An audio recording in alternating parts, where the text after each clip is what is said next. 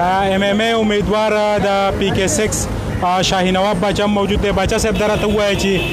ستونزې مشکلات شکایات خو نه دي راغلي د پولینګ سټیشن نه؟ یاره چې تقریبا حالات خو مجموعي صحیح دي او انتظامات او کمانډ ډېر صحیح کړي دي. په کوټه میډل بوای سکول کې ما یو کیس په خپله ونیو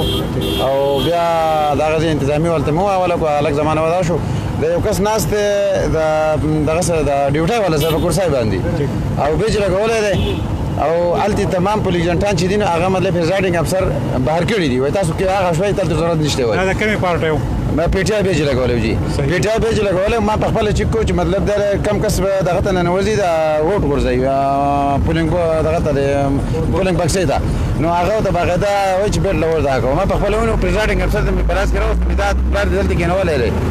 وانه شوې ایسی بری کوټ ته نه خبر ده. ایسی بری کوټ په دغه ټیم کې زمانه مخکې وزټ وکړو چې زه ما د معاملې دی راووتو ډي اس پي سي براغه اته مې وې او غلک مانی ولې باغ درنګ وحد مانی ولې غنښ او پریزایډینګ افسر ټول دغه مې جوړ شو نو مطلب مو ته مې دا لمه تلل ته وسک مستاز ډیوټي دا وینا مې دلته په کورسې ته چا کې نه ولای جو ما چې کله غنښ شو هغه بس وځه لکه مطلب بي پیټي ویج لګول نو دغه حالت خو کم چې دا بالکل لکه قابل اعتراض دي چې په کورسې سره نه سي د امریکا سره نه سي پریزایډینګ افسر بيزان نظر دا کړه مطلب بالکل یعنی هغه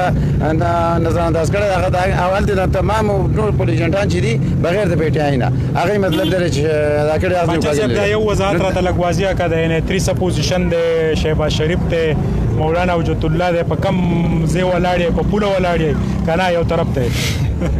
نه دا خو دې درچ خپل خبره نه کوم لکه موږ به باقاعده د خپل مشر خبره منو صحیح ټیک شو چې موږ زه باقاعده د متحد عمل شامل یو زموږ قسمه نو بګ باندې خدای مشر دغه باقي فرمان به پوره کوي به پوره کوي دا ما خپل خو خدای اوس مطلب کې هغه شبا شریف له ورکه وجود الله مولوی له ورکه خپل موږ دغه د حکم پابند یو لګا زنګ زراینګ ته دا ویل شاهین نواب باچا سره مفتیان صاحبان لګولې دي په نپلونو او په سب علم باندې هغه به روان دي کنه هغه به کوي د اخر وخت پر موږ د الله پاک نه مطلب دا چې سوالونه کوو دا به کوو ان شاء الله او دا خدای موږ دا ایمان دی او خدای دا بای کلی د نجګرام څه صورتحال دی یاره ان شاء الله موږ ته مطمئن او به خیر کې نجګرام مطلب چې نجګرام بلکې دا برکوټ او دا اس پاس علاقه ان شاء الله ټولې خیر کې خیری او یو شاهین نواب باچا درته وایي چې یو طرف ته جرنل الیکشن چې عوام پکې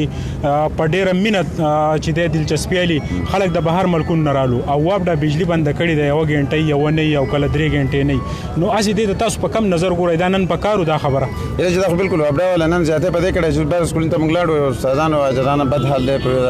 پروجنټانو بد حال له نه نه تیار نه خو بکار دي بالکل لکه مطلب دا یو ورځ باندې نه کېده دا سملک نه ورانه په دې ورځ بکار دي چې دون من لین ډور شي نه چې ما ته هم مرچ خروزه ما واست نظر تیز دي کم چې زوی په خلک ته هغه ووټینی هونه دومره تیار ده نو دې باندې تاسو شکایت کړی نو په دې خبره د دې د سمګه دغه نه کړه خو لکه زیاته لکه په کاته چې دا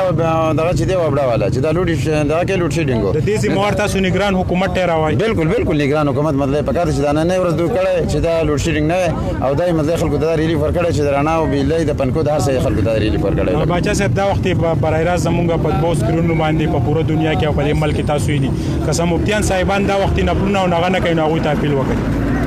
نو دا ان شاء الله موږ ټول